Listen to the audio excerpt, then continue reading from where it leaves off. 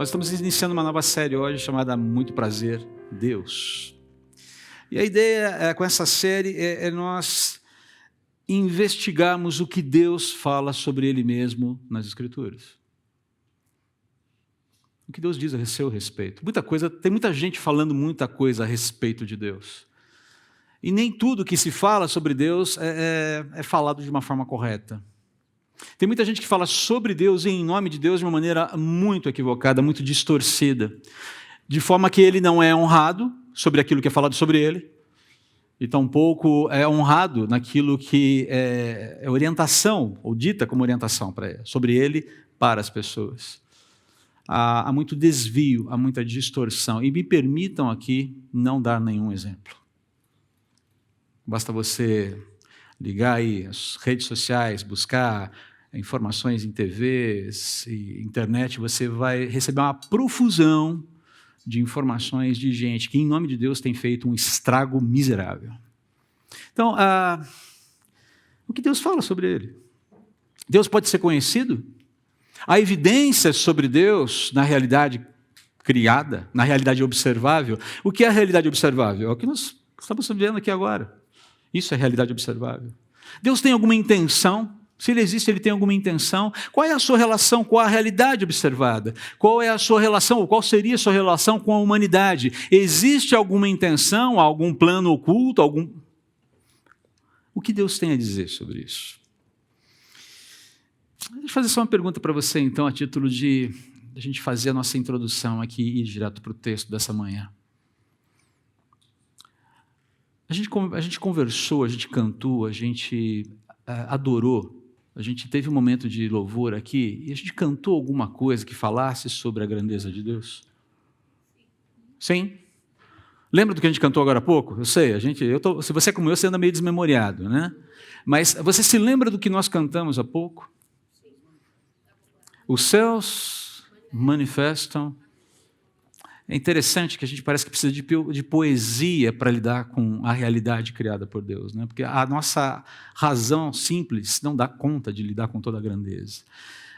Eu quero convidar você justamente a considerar, ou considerarmos como início nessa trajetória de conhecermos o que Deus fala sobre ele, Salmo 19. Aqui não é a palavra de Deus falando, não é um testemunho direto do próprio Deus, eu falando, Deus, como se Deus estivesse falando. Mas o salmista tem muita informação importante para nos passar aqui. Nós vamos estudar nas próximas semanas Isaías 40 a 48. Eu quero convidar, inclusive, você a ler esses textos em casa. Leia um capítulo por semana, não tem problema, alguns versículos por dia, e medite sobre aquilo que Deus está falando sobre Ele mesmo nesses textos, desses 9 capítulos. Vai ser a base dos nossos estudos, ou serão a base dos nossos estudos aqui nas próximas semanas. Mas essa é uma mensagem introdutória sobre o tema que é muito importante. O Salmo 19 é um dos salmos mais bonitos, na minha opinião, nas Escrituras. E diz assim a palavra do Senhor: os céus proclamam a glória de Deus, o firmamento demonstra a habilidade das suas mãos. Dia após dia eles continuam a falar, noite após noite eles o tornam conhecido. Não há som nem palavras, nunca se ouve o que eles dizem. Sua mensagem, porém, chegou a toda a terra e suas palavras aos confins do mundo. Deus preparou no céu uma morada para o sol. Dela, o sol irrompe como o noivo depois do casamento. Alegra-se como o valente guerreiro em seu caminho. O sol nasce numa extremidade do céu e realiza seu trajeto até a outra extremidade. Nada pode se esconder do seu calor. A lei do Senhor é perfeita e revigora a alma. Os decretos do Senhor são dignos de confiança e dão sabedoria aos ingênuos. Os preceitos do Senhor são justos e alegram o coração. Os mandamentos do Senhor são límpidos e iluminam a vida. O temor do Senhor é puro e dura para sempre. As instruções do Senhor são verdadeiras e todas elas são corretas. São mais desejáveis que o ouro, mesmo o ouro puro. São mais doces que o mel, mesmo o mel que goteja do favo. São uma advertência para teu servo, grande recompensa para quem os cumpre. Quem é capaz de distinguir os próprios erros? Absolve-me das faltas que me são ocultas. Livra teu servo dos pecados intencionais. Não permitas que me controlem. Então serei inculpável e inocente de grande pecado. Que as palavras da minha boca e a meditação do meu coração sejam agradáveis a ti, Senhor, minha rocha e meu redentor. Pai, santifica as nossas motivações, abre nossa mente, nosso coração, que teu Espírito fale a cada um aqui segundo o teu propósito e o teu querer. Tem misericórdia de mim, um vaso pequeno, frágil, limitado. Usa-me para a honra e glória do teu nome, em nome de Jesus. Amém. O que o salmista está afirmando nesse texto, nesse salmo que a gente acabou de ler? É muito simples. Há um Deus e ele se revela. É simples assim. E aqui, me desculpem, os fãs de Francis Schaeffer, eu tomei esse título emprestado de um dos livros dele, sim, ok?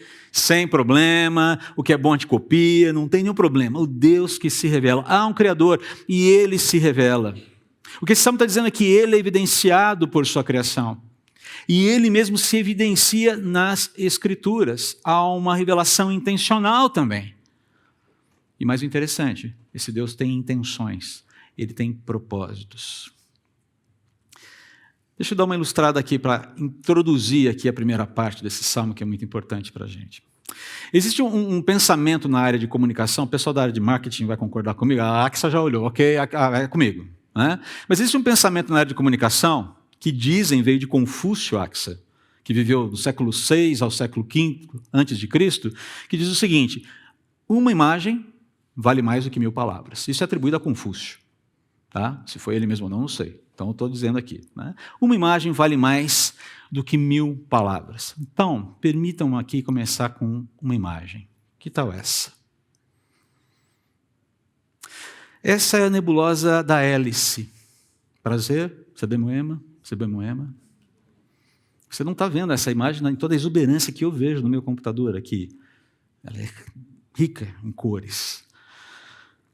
Ela tem um raio de 2,87 anos-luz. Isso significa que se você viajar à velocidade da luz, 300 mil quilômetros por segundo, você levará 2,87 anos para transitar de um ponto a outro dela. Ela fica relativamente próxima aqui da nossa. Na verdade, em termos de dimensões, tempo e espaço, do espaço em si, ela fica ali na esquina. É uma nebulosa que você sai e você tropeça nela. Só 694,7 anos-luz da Terra. Olha só, ali na esquina. Bonita, né? Interessante. Não é pequena. É um ponto no universo. Um pontinho. Que tal essa aqui? Nebulosa da Águia. O pessoal deve conhecer isso aqui. Isso aparece em alguns filmes. Ela tem uma característica muito interessante. Gente, isso não é pintura, isso é foto, tá? Hubble, James Webb, são esses telescópios que estão tirando essas fotos sensacionais do espaço aqui. Essa fica um pouquinho mais longe, é quase como você fazer uma viagem em termos de espaço, sair de Moema e ir para o Brooklyn, por assim dizer. Tá? 7.000 anos-luz de distância. Também não é tão difícil assim. Você chega ali, você pega o carro, logo está ali. Tá? Para você ver um pouquinho os detalhes disso, e a majestade desse negócio, são detalhes dessa galáxia. Ou dessa nebulosa, perdão, estou falando errado. Um dos pontos. A foto maior é a formação Pilares da Criação. Olha que interessante o nome. Uma formação pequenininha, que está bem no centro dessa foto aqui. Está vendo ali no centro? Parece uma garra ali, bem no meio. Essa foto maior aqui. Agora, se você fosse utilizar palavras para descrever essas duas imagens, palavras, que palavras você escolheria? Quais palavras seriam e por quê? Você está entendendo a necessidade da poesia? E agora os poetas, os músicos, mandou bem. Entende o porquê que nós necessitamos de poesia? Eu gosto muito de um filme chamado Contato. Não sei quantos de vocês assistiram, é de 1997, com a Jodie Foster fazendo o papel da Eleanor Arroway, uma astrofísica ateia. chata, mas chata de doer. E ela descobre um sinal vindo do espaço. E eles montam uma máquina, até a história é longa, não vou contar, e ela viaja, ela embarca nessa viagem para conhecer um wormhole, um buraco de minhoca, e vai parar numa outra ponta da galáxia. Ou, sei lá, em outra galáxia, talvez. E quando ela chega, ela vê um evento celestial, mas de uma coisa assim impressionante. E ela, que é toda razão, toda cética, toda incrédula, ela começa a chorar. E ela abre, e eu peguei a foto mais expressiva dessa sequência, que é muito bonita. Ela fala assim: beleza, poesia. Deviam ter enviado um poeta, não um cientista. Eu não fazia ideia. Eu não fazia ideia. Tal é o espanto. Ela é tomada por aquela beleza e ela não consegue descrever o que ela está vendo mais. No início até ela tenta, mas daqui a pouco o encantamento com a grandiosidade da cena vence a racionalidade dela.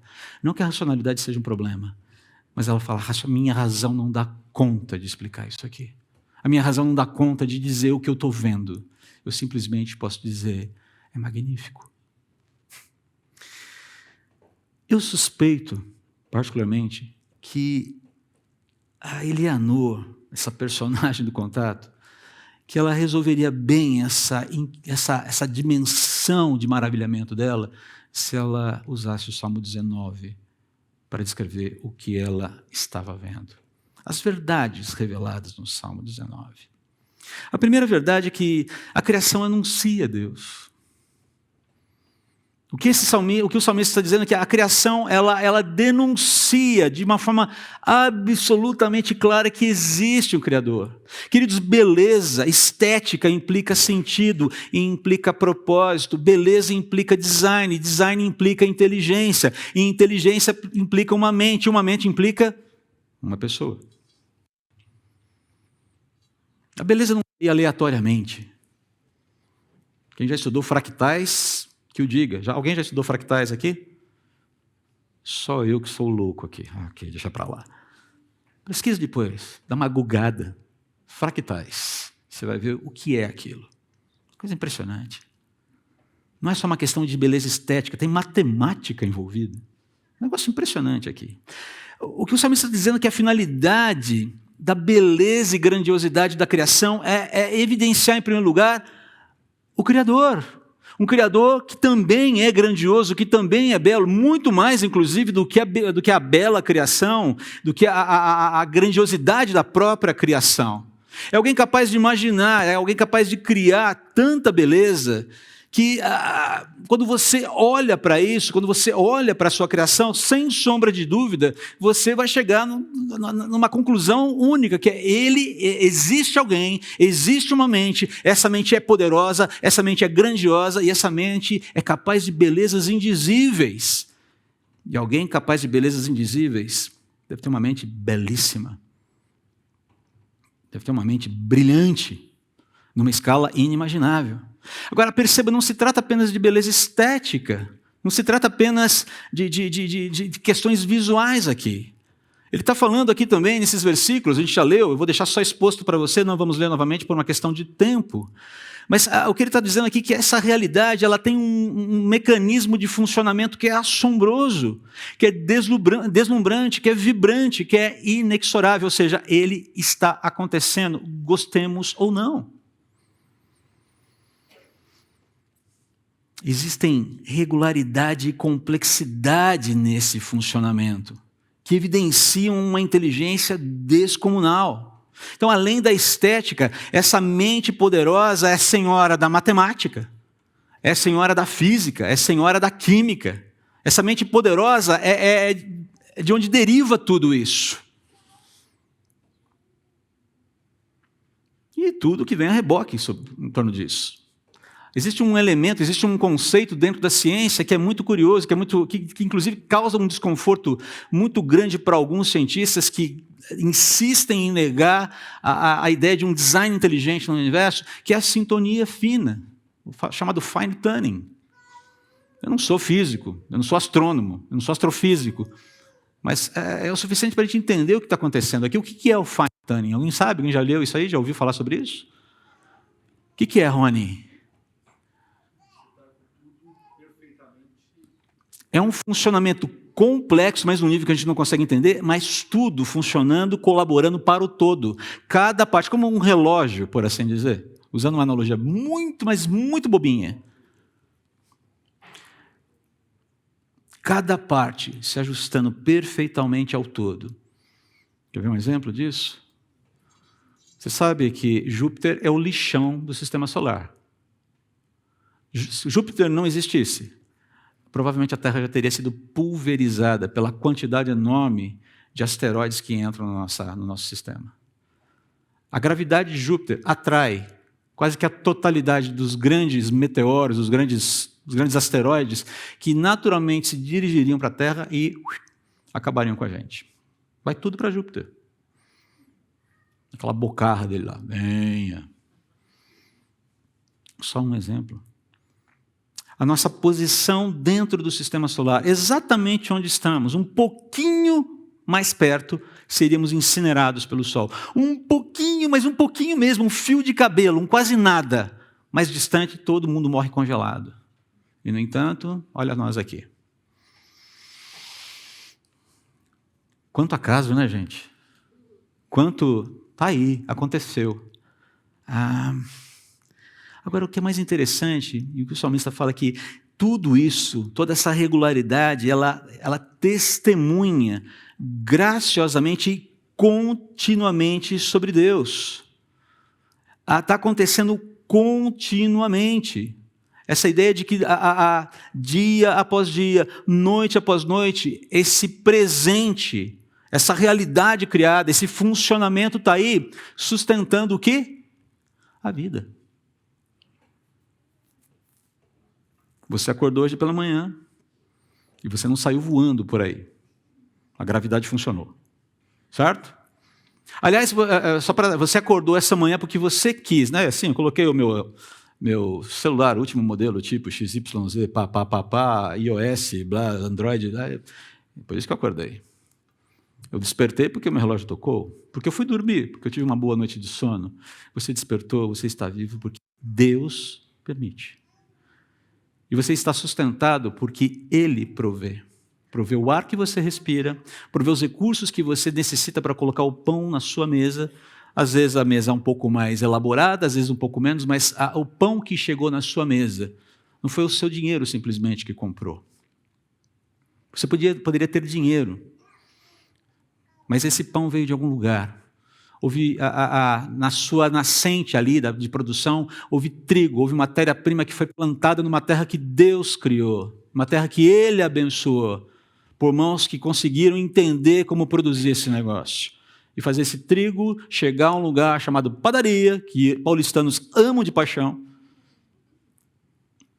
Esse trigo, antes de chegar na padaria, passou por uma série de processos, claro, mas quando chega ali, você tem as mãos habilidosas de alguém que transforma uma farinha insossa, que você não colocaria na boca por nada nesse mundo, a não ser quando você leva trote na faculdade,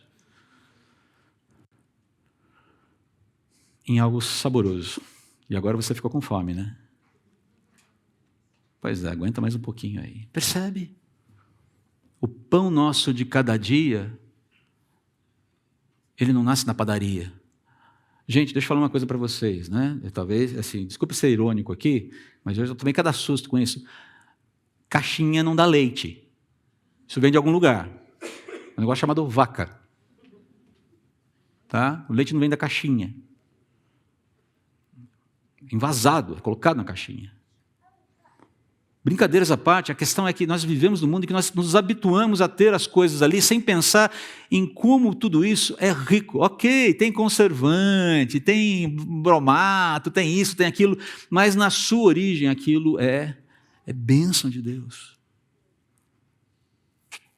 Cada pãozinho que você come, cada manhã que você desperta, é bênção, é provisão do Senhor, da sua soberania, desse Deus que cuida de todas as coisas que se revelam na sua criação.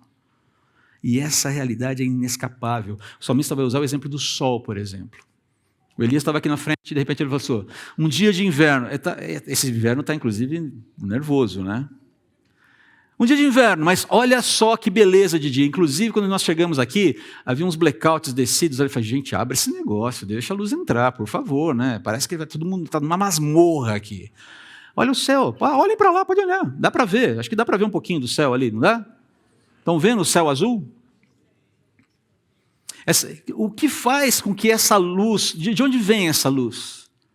Desse astro que Deus colocou no centro do nosso sistema, e que na linguagem aqui do salmista faz um curso pelo céu, decorre, né? Ele corre pelo céu, como um noivo apaixonado, que despertou depois da primeira noite de amor. Homens, lembram-se da primeira noite depois do casamento? Você levantou e como é que você levantou? Nossa, que vida boa! Que alegria! Por quê? Você conheceu o amor, não conheceu? Casados, hein? Aliança, sabe como é que é? Aquela coisa, eu tenho uma aliança, eu conheci o amor. Você desperta e fala, você sente que você vai conquistar o mundo.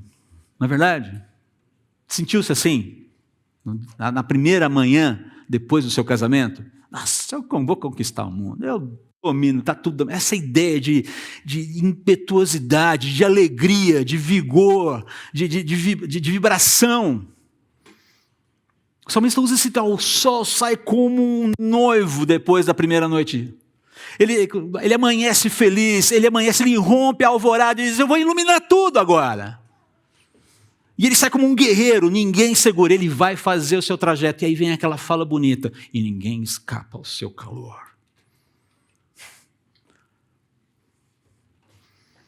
E nesses tempos de inverno mais rigoroso, como a gente gosta de um solzinho, né, Cláudio? Saiu um solzinho. Vou fazer uma fotossíntese aqui. A gente não faz fotossíntese, tá, gente? Só estou brincando aqui. Vamos falar, nossa, esse pastor é um ignorante. Ele fala que a gente faz fotossíntese. Não faz, gente, não faz. É só uma forma de brincar, tá bom? Mas perceba a ideia que essa grandiosidade de uma criação que denuncia o tempo todo. Esse Deus é real, ele é grandioso. É por isso que Paulo vai fazer o seu diagnóstico lá no capítulo 1 de Romanos, versículos 18 a 20. Assim, Deus mostra do céu sua ira contra todos que são pecadores e perversos por sua maldade, porque por sua maldade impedem que a verdade seja conhecida. Sabem a verdade a respeito de Deus, pois ele a tornou evidente. Por meio de tudo que ele fez desde a criação do mundo, podem perceber claramente seus atributos invisíveis, seu poder eterno e sua natureza divina. Portanto, não tem desculpa alguma. Não adianta falar, eu não vi Deus, então, meu amigo, você não viu Deus, mas se você não consegue entender a obra das suas mãos, obra inclusive que beneficia você no dia a dia do seu viver, por favor, isso é falta de humildade. Na verdade, isso é falta de gratidão. Mas enfim, é interessante como são as coisas, né? E como até as pedras falam nessa hora. Robert Jastrow, um renomado astrônomo da NASA, fez uma observação muito curiosa sobre esse tema, sobre a realidade que está aí. Ele escreve o seguinte: nesse momento, parece que a ciência nunca será capaz de levantar a cortina do mistério da criação. Para o cientista que viveu por sua fé no poder da razão, a história termina como um pesadelo. Ele escalou a montanha da ignorância, ele está prestes a conquistar o pico mais alto, mas assim que ataca a pedra final, é saudado por um bando de teólogos sentados ali há séculos. É impressionante. Detalhe, o Jastrow é um agnóstico, não é um cristão. É um agnóstico. É como diagnosticou Gilbert Keith Chesterton, né, que eu sempre cito aqui. A tragédia de não acreditar em Deus não é que uma pessoa acabe acreditando em nada, mas é muito pior. Essa pessoa acaba ou pode acabar acreditando em qualquer coisa. Essa é a tragédia de não se crer em Deus.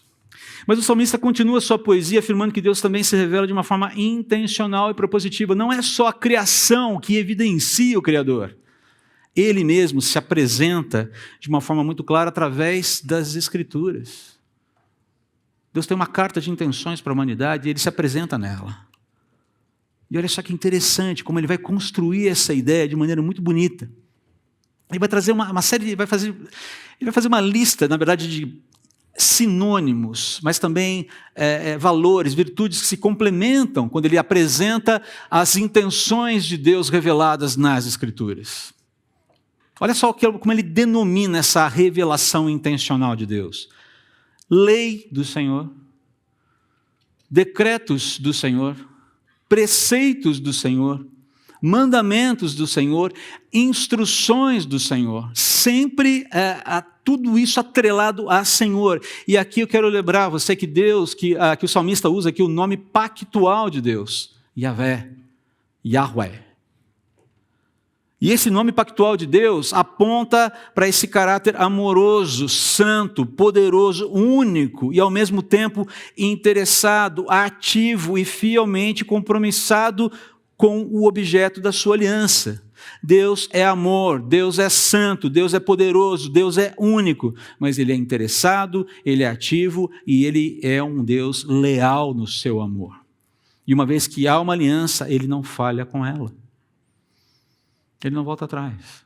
É por isso que eu e você despertamos todo dia, supridos pelas providências de Deus. Deus fez uma aliança consigo mesmo quando quase tudo terminou num grande aguaceiro. Você se lembra? Final do dilúvio? Não mais destruirei o homem dessa forma. Não mais punirei a humanidade dessa maneira. Pastor, Deus fala, não mais. É por isso que eu e você continuamos amanhecendo. E a graça de Deus, ela se manifesta provendo os seus seguidores, aqueles que confiam nele, mas também provendo bondosamente aqueles que ainda não se arrependeram. É assim que funciona, é assim que ele é. Perceba, a ideia de um Deus de aliança, que tem, sobretudo, um pacto consigo mesmo, de manutenção da sua santidade, manutenção dos seus propósitos eternos, dos seus desígnios eternos. Um Deus que não falha.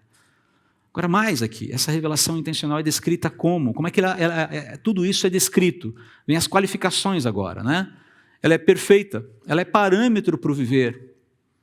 Ela é capaz de trazer vigor à alma, de reanimar o coração do homem, reviver aquilo que está apagado, remover o desânimo com a vida, trazendo sentido, trazendo propósito, centro para a vida, para a existência, digna de confiança, fonte de sabedoria, fonte de justiça, fonte de alegria, fonte de orientação para uma vida de qualidade, para uma vida útil.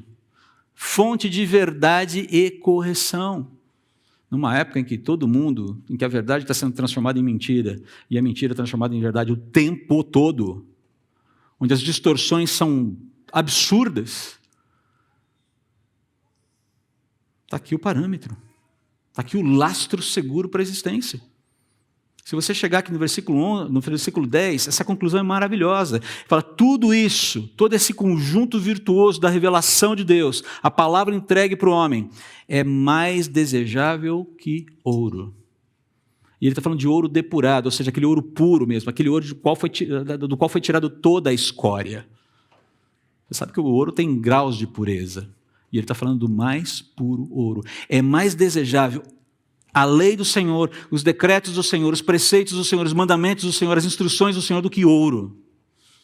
E aí a gente já começa a fazer uma conta. Pera lá. A minha vida está organizada em torno de que valores mesmo? Não se trata de se eu ou você desejamos. O fato é desejável. Ainda que eu não o reconheça como tal. Esse é o ponto. E ele usa um outro paralelo aqui, ele faz mais uma ilustração. São mais doces que o mel. E não é aquele mel que está lá na prateleira do supermercado há 50 anos, perto do prazo de validade, já que já cristalizou, seja lá o que aconteceu. É o mel que está gotejando, é aquele mel que é pego ali no lugar. Lembre-se, esse é um contexto onde não havia açúcar refinado, tá bom? Nem açúcar mascavo, as coisas eram adoçadas com mel. Tinha docinho, mas era docinho natural. Ele está falando, é mais doce que o mel. E vou te dizer, eu não sei se você já experimentou mel de boa qualidade. Quando você experimenta uma colherada de mel de qualidade, o que acontece? Aquela estraladinha aqui do lado, sabe? Nossa, aquele doce que te arrebata a alma, né? Parece que você é levado para cima, para baixo, para os lados, aquela chacoalhada, dá uma descarga de adrenalina. É mais precioso, é mais desejável que o ouro. É mais doce que o mel. E é interessante aqui, né? Quem seriam os beneficiários disso tudo? Dessa lei perfeita, dos preceitos do Senhor, dos mandamentos, das instruções. Quem seriam os beneficiários? E a igreja do Senhor Jesus responde: nós. Você, eu, nós somos a humanidade é beneficiária disso tudo. E não é por acaso, queridos, que a reação adequada, a reação vital, coerente a tudo isso deve ser o que ele fala, que ele mencionou aqui, um pouquinho ali no versículo 9, o temor do Senhor. Quando ele fala de temor do Senhor, ele está falando de reverência. E o que é reverência? Aquela disposição virtuosa de reconhecer alguém que é maior do que eu, que é mais digno do que eu, a quem eu devo prestar homenagens, a quem eu devo obedecer. É interessante ver toda essa questão da morte da Rainha Elizabeth, né, esses dias. Fui informado de fonte fidedigna que havia a fila para passar, para saudar a rainha, ali no parlamento, estava durando 25 horas, uma coisa assim. E as pessoas não estavam arredando o pé dali. E eles entendam, esse cuidado, essa homenagem não diz respeito à pessoa, mas ao que ela representa também, sobretudo o que ela representa.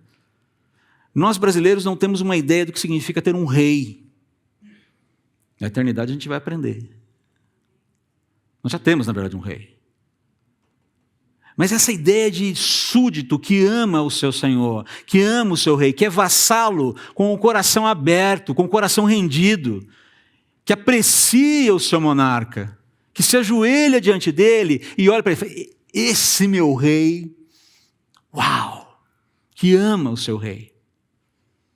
Eu gosto muito do Senhor dos Anéis, o Retorno do Rei, quando finalmente nosso amigo Aragorn assume a sua função real ali.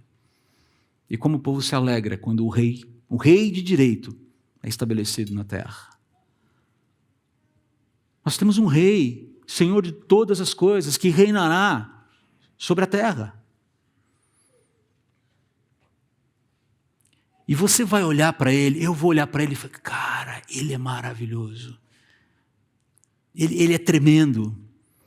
Ele é tudo o que ele falou, tudo o que eu pensei e mais um pouco. Não, muito mais. Essa ideia de uma reverência santa, esse desejo de estar com, esse desejo de estar diante, esse desejo de estar prostrado, de mostrar com a nossa reverência que ele é digno, porque ele de fato é digno. Essa é a conclusão do versículo, é aqui que a gente chega, na conclusão do versículo 11. Por isso que todo esse conjunto virtuoso revelado por Deus serve como advertência para que o servo, para que o vassalo se oriente. E à medida que ele segue esses preceitos, à medida que ele se conforma a esses preceitos, ele é recompensado, não com boas coisas, não, porque você foi bonzinho, então eu vou te dar algumas coisas boas. Não, a recompensa está na própria vida vivida de acordo com os preceitos revelados por Deus. A vida vivida é uma vida de presente, uma vida útil, uma vida virtuosa. Ela é a recompensa. Nós pensamos muito em termos de meritocracia, né? De que se a gente viver bem, se a gente fizer tudo certinho, Deus vai bater nas costas da gente e vai dizer: olha, está aqui um presentinho para você. Quando, na verdade, o próprio viver virtuoso já é a recompensa. O assemelhar-se com Jesus. Ser visto como alguém que é identificado com Ele. Essa é a grande recompensa aqui. E aí, só resta um caminho aqui que o Salmo deixa para a gente. Como reagir ao Deus que se revela? E o texto é muito prático. Muito prático. Primeiro, com credulidade, humildade e arrependimento. O salmista fala, quem é capaz de distinguir os próprios erros? Eu sozinho não dou conta de me discernir. Eu preciso de alguém que é maior do que eu, que seja a minha régua moral, a minha régua ética, para entender quem eu sou e o que eu estou fazendo nesse mundo e o que está acontecendo de estranho aqui. E veja que ele, além de olhar para Deus como o parâmetro de correção, ele também olha para Deus como aquele que é o único que pode absolvê-lo das suas faltas. Como aquele que tem autoridade para perdoar. E ele vê nele mesmo necessidade de arrependimento. Absolve-me das faltas que me são ocultas, ou seja, aquilo que eu não consigo discernir em mim mesmo. Me absolve, por favor, me perdoe, me purifique disso. Mas também com dependência e piedade. Livra teu servo dos pecados intencionais. Eu falo, olha, tem muita coisa que eu faço de errado e que eu não me dou conta, mas tem coisas que eu faço e sim, essas são intencionais. Eu faço de caso pensado. Você já pecou pensando em pedir perdão depois? Já fez isso alguma vez? Fala a verdade. Ou pelo melhor, pensa a verdade. Não precisa se manifestar. Você já pecou alguma vez? Mas depois eu peço perdão. Nós temos pecados que são intencionais, que são pensados. Nós temos.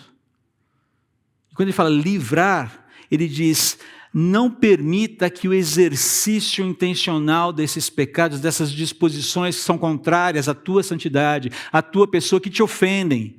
Meu rei, eu não quero viver assim. Me ajude, me capacite a identificar e a lutar contra essas disposições.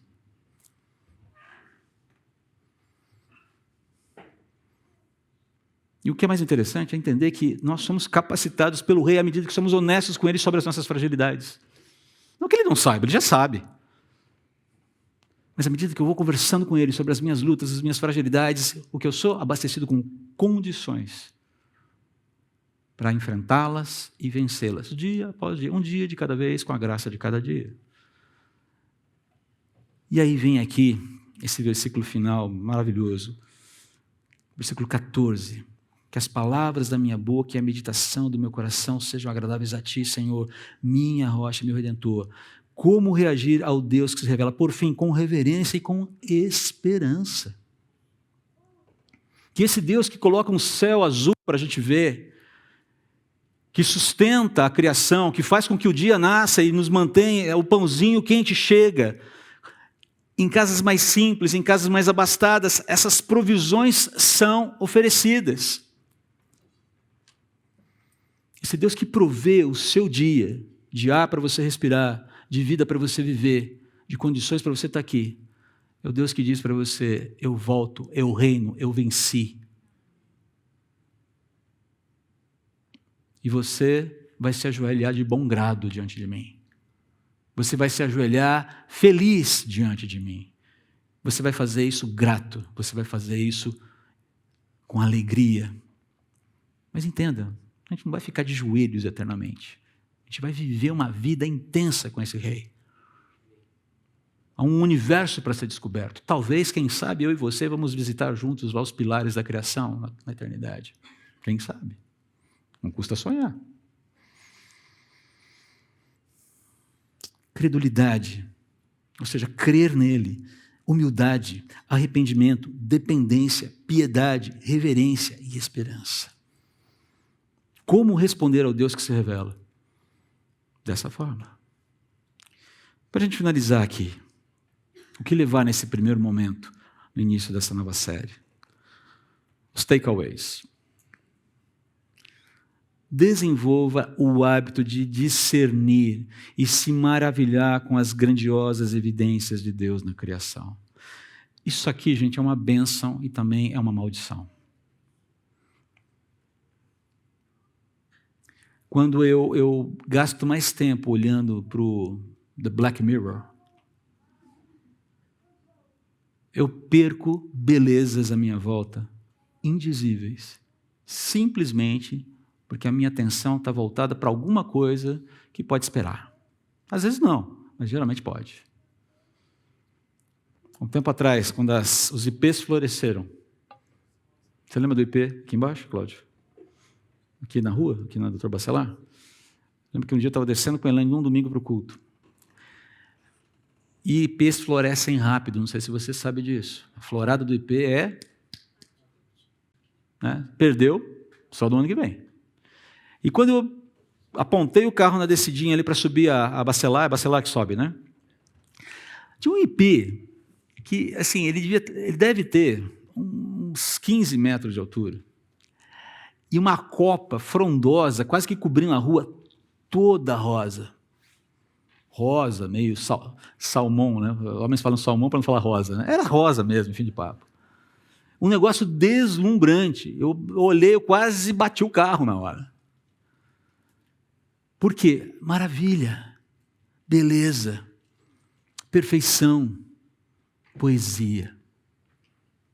Não está falando palavra alguma, mas está lá para quem quiser ver. As evidências desse Deus que nos ama. Disponha-se a conhecer o Deus que se revela lendo, estudando e meditando em sua revelação intencional à Bíblia. Você quer conhecer a Deus mais de perto? Leia as Escrituras. Quais são as suas intenções? Está lá. Reverencie o Senhor, reconhecendo humildemente sua condição como ser humano, como ser criado, e implicações da sua humanidade. Quais são as implicações? Elas existem, as Escrituras nos contam. E por fim, recorra ao perdão, recorra à correção, recorra à direção, proteção e redenção do Deus que se revela. Estão disponíveis para todos nós, a todo tempo. Esse é o Deus das Escrituras. Muito prazer. Convido você a se maravilhar com Ele. Convido você a se sintonizar nele. A partir de hoje, a partir de agora. Fique atento. Pega o carro agora. Você que dirige, fique de olho na rua. Mas se você estiver acompanhado, gente, e aí, o que vocês estão vendo? Nossa, pai, que céu azul. É que vocês não viram o céu que a gente viu nas férias que a gente foi lá no norte do estado. Aquilo é azul. Mas tá bonito, depois de dia cinza. Nossa, azul, olha, tem azul ainda no céu, que legal. O que mais? Pessoas, olha para o lado, dá uma olhada na pessoa do lado. Pode olhar, sei que você está quase dormindo, já estou terminando, fique tranquilo. A beleza nessa pessoa, não só beleza estética, não estou falando de beleza estética, a beleza porque cada um de vocês é alguém único, pensado pela mente maravilhosa de Deus, de uma maneira impressionante. Isso diz muito sobre quem Ele é e o poder que Ele tem. Apaixone-se por Deus. Conheça-o. Vamos dizer muito prazer a Deus de uma maneira aberta, com o coração rendido a Ele. Senhor, muito obrigado pela Tua palavra. E obrigado pelo que o salmista nos ajuda a pensar. Pela palavra do Senhor, através do salmista, nos ajudando a pensar sobre o Senhor e a sua grandeza. Queremos nos maravilhar contigo, Jesus. Queremos nos maravilhar contigo, Deus. Ajude-nos a sair do automático. Ajude-nos a ficarmos com o coração e mentes atentas ao Senhor. E às tuas muitas maravilhas. Desde aquelas grandiosas, até aquelas pequeninas e singelas, mas que são tão tremendas quanto.